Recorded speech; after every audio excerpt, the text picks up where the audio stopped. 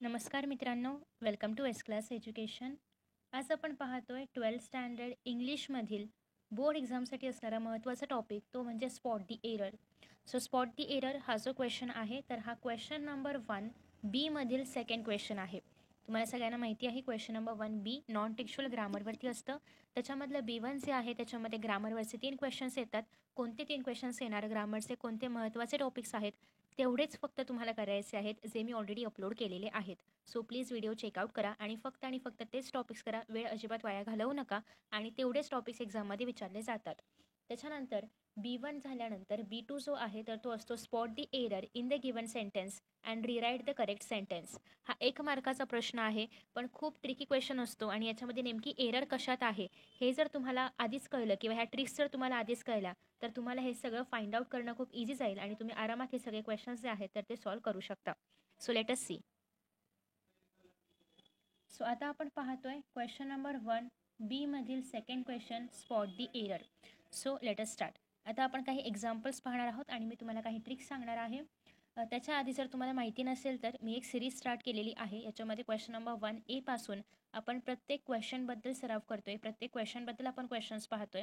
I hope की तुम्ही ते व्हिडिओज पाहिले असतील. जर पाहिले नसेल तर त्याच्या लिंक्स तुम्हाला खाली डिस्क्रिप्शन बॉक्समध्ये किंवा कमेंट बॉक्समध्ये पाहायला मिळतील. सो पहिला क्वेश्चन आहे I picked some delicious fruits and had eaten them. कधीही जेव्हा तुम्हाला एरर फाइंड आउट करायची असते तेव्हा पहिली गोष्ट एरर फाइंड आउट करताना पहिलं जे अक्षर आहे आपल्या वाक्याचं तर ते कॅपिटल असलं पाहिजे. कोणाचं ही नेम असेल, प्लेसचं नेम असेल, म्हणजे इन शॉर्ट प्रॉपर नेम जर असेल, प्रॉपर नाउन जर असेल तर ते कॅपिटल असलं पाहिजे. दुसरी गोष्ट पंक्च्युएशन मार्क्समध्ये फुल स्टॉप असला पाहिजे शेवटी, किंवा जर ते क्वेश्चन मार्क असेल तर त्या ठिकाणी क्वेश्चन मार्क, किंवा क्वेश्चन असेल तर त्या ठिकाणी क्वेश्चन मार्क असला पाहिजे. एक्सक्लामेटरी सेंटेन्स असेल तर एक्सक्लामेशन मार्क असला पाहिजे. म्हणजे प्रॉपर पंक्च्युएशन, काय लिहिलं मी आहे सॉरी प्रॉपर पंक्च्युएशन्स पण आपण यूज केले पाहिजेत. पहिली गोष्ट म्हणजे आपण कॅपिटल लेटर आहे की नाही ते पाहिलं पाहिजे वाक्याच्या सुरुवातीला आणि त्यासोबतच प्रॉपर नाउनमध्ये. त्याच्यानंतर दुसरं म्हणजे पंक्च्युएशन मार्क पाहिले पाहिजेत. पंक्च्युएशन्समध्ये काय काय येतात, फुल स्टॉप, क्वेश्चन मार्क आणि एक्सक्लामेटरी मार्क येतं. ठीक आहे. आफ्टर दॅट नेक्स्ट काय पाहायचं आहे, जे आपलं ग्रामर आहे किंवा त्याच्यामध्ये जे वर्बचं फॉर्म आहे तर ते फॉर्म प्रॉपर यूज केले की नाही ते पाहायचं आहे. आता आपण आधी या सेंटेन्सच्या दृष्टीने पाहूया. सेंटेन्समध्ये काय सांगितलं आहे, पहिल्यांदाच बघा आय स्मॉल आहे आणि आय कधीच स्मॉल नसतं. सो पहिली एरर तर आहे आय कॅपिटल असलं पाहिजे. असं काय नाही की एकच एरर असणार, 2 पण एरर असू शकतात. ठीक आहे. सो पहिल्यांदा काय पाहिजे इथे आय कॅपिटल पाहिजे. सो आपण आयला कॅपिटल करूया. इथे ज्या काही एरर्स आहेत त्या मी ते ब्ल्यूने लिहिते. I picked some delicious fruits. ठीक आहे, इथपर्यंत ठीक आहे. I picked some delicious fruits, मी काही डेलिशियस फ्रूट्स उचलले. And had eaten them. So या ठिकाणी बघा इथे सिम्पल पास्ट टेन्स वापरलाय आणि इथे मध्येच परफेक्ट पास्ट वापरलाय काही गरज नसताना, म्हणजे चुकीचं आहे. मग इथे काय आलं पाहिजे, अँड एट देम, आणि मी त्यांना खाल्लं. Simple, I picked some delicious fruits and ate them. Okay, म्हणजे मी काही डेलिशियस फ्रूट्स उचलले आणि त्यांना खाल्लं. सो इथे कुठेही परफेक्ट पास्ट यूज करायची गरजच नव्हती. जर पहिलं वाक्य सिम्पल पास्टमध्ये आहे तर अँडने जोडणारं हे वाक्य पण त्याचंच एक्सटेन्शन असल्यामुळे हे पण सिम्पल पास्टमध्येच असायला हवं होतं. सो या ठिकाणी I picked some delicious fruits and ate them असं हे वाक्य पाहिजे होतं.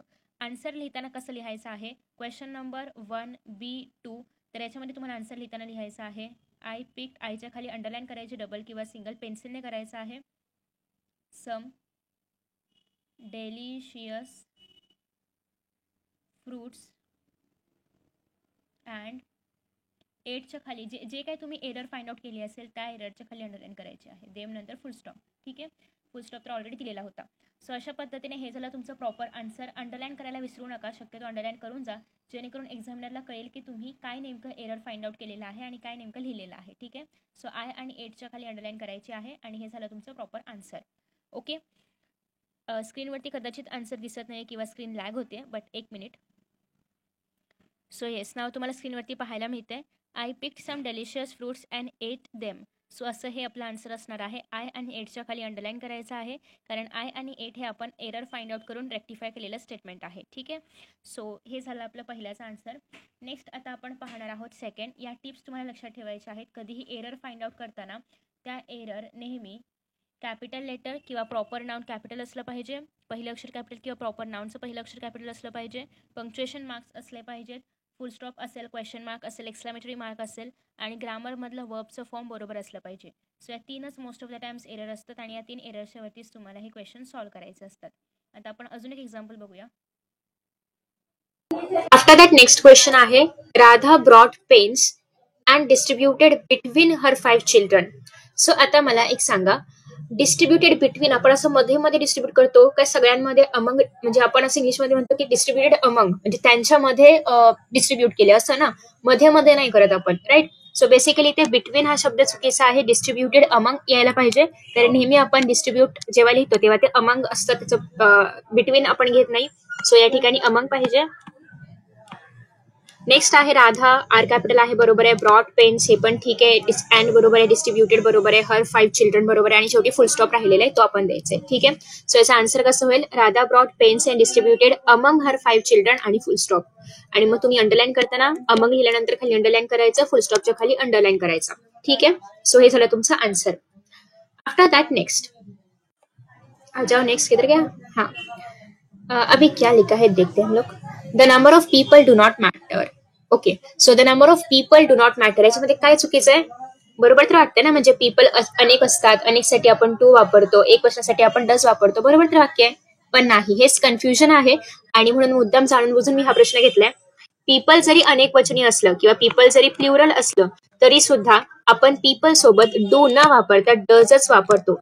ठीक आहे. एक पर्सन अनेक पीपल, एक पर्सन आहे अनेक पीपल आहे, आपण पीपल्स नाही म्हणत. ठीक आहे. आपण पर्सन्स नाही म्हणत, आपण एक पर्सन अनेक पीपल म्हणतो. पर्सन साठी आपण डज वापरतो, पीपल साठी पण आपण डजच वापरतो. ठीक आहे. सो हे काही असे आपण म्हणूया की एक्सेप्शन्स आहेत इंग्लिश मधले, जिथे आपल्याला थोडंसं ग्रामरमध्ये एक्स्ट्रा लक्ष द्यावं लागतं. सो इथे आहे the number of people does not matter आलं पाहिजे, डज या ठिकाणी असलं पाहिजे. सो एकच मिस्टेक आहे, डज लिहायचे, डजच्या खाली अंडरलाईन करायचं आहे, बाकी स्टेटमेंट आहे असं येईल. Okay, done. After that next आहे we can plant the trees in order. Actually ते ट्रीज मध्ये माझं मे बी टायपिंग मिस्टेक झालेली आहे, पण इथे ट्रीज पाहिजे.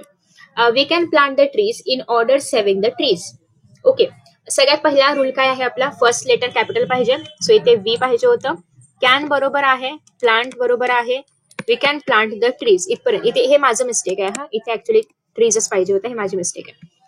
We can plant the trees in order to save the trees. In order saving trees no, in order. आपण trees का प्लांट केले पाहिजे, ट्रीजला सेव्ह करण्यासाठी. So in order to save the trees. So या ठिकाणी आले पाहिजे in order to save the trees आणि फुल स्टॉप. ठीक आहे. सो वी मधला डब्ल्यू कॅपिटल नव्हता, टू सेव्ह लिहिलं पाहिजे सेव्हिंगच्या ऐवजी, आणि ट्रीज नंतर फुल स्टॉप. सो या मिस्टेक्स आपण फाइंड आउट केलेल्या आहेत. आफ्टर दॅट नेक्स्ट आता आपण पाहतोय next statement. Okay, next statement thank you. So in this way आपण ऑलमोस्ट 3 ते 4 प्रश्न सॉल्व्ह केलेले आहेत आणि एका मार्काचा प्रश्न असल्यामुळे एवढा वेळ याला देणं सफिशियंट आहे. आता तुम्हाला जास्तीत जास्त वेळ इन्व्हेस्ट करायचा आहे अशा काही टॉपिक्सला जे तुम्हाला थोडेसे अवघड वाटतायत किंवा ऍप्रिसिएशन वगैरे असेल, रायटिंग स्किल वगैरे असेल. त्यासाठी रायटिंग स्किल वरती मी ऑलरेडी 1 तासाचा मोठा व्हिडिओ अपलोड केला, त्याच्यामध्ये सगळे टॉपिक्स कवर्ड आहेत, with examples, with rules, to dos, अशा काही गोष्टी ज्या तुम्ही नाही केल्या पाहिजे, तुम्ही केल्या पाहिजेत, कशामध्ये जास्तीत जास्त मार्क्स तुम्ही मिळवू शकता, हे सगळं मी त्याच्यामध्ये सांगितलंय. सो प्लीज व्हिडिओ नक्की पहा. इव्हन मी तुम्हाला माहिती असेल तर कालपासून सिरीज पण स्टार्ट केलेली आहे. आपण क्वेश्चन नंबर 1A पासून क्वेश्चन नंबर लास्ट जो आपला आहे नॉवेलचा तिथपर्यंत आपण सगळे क्वेश्चन्स पाहणार आहोत. क्वेश्चन नंबर 5 पर्यंत प्रत्येक क्वेश्चन आपण डिटेलमध्ये डिस्कस करतोय. काल ऑलरेडी मी टेक्स्च्युअल पॅसेज आणि ग्रामरवरती व्हिडिओ अपलोड केलेला आहे. तुम्हाला जर याच्यामध्ये डाऊट असेल की ग्रामर मधले कोणते क्वेश्चन्स एक्झाम मध्ये येतात किंवा कोणते टॉपिक्स एक्झाम मध्ये येतात, तर ते सगळे टॉपिक्स मी सांगितलेले आहेत आणि त्याच्या बाहेरचे कुठलेच टॉपिक्स तुम्हाला एक्झाम मध्ये नाही विचारले जाणार. सो प्लीज हे सगळे व्हिडिओज नक्की पहा. या सगळ्याच्या लिंक्स तुम्हाला खाली डिस्क्रिप्शन बॉक्समध्ये पाहायला मिळतील. Thank you so much and best of luck for your exams.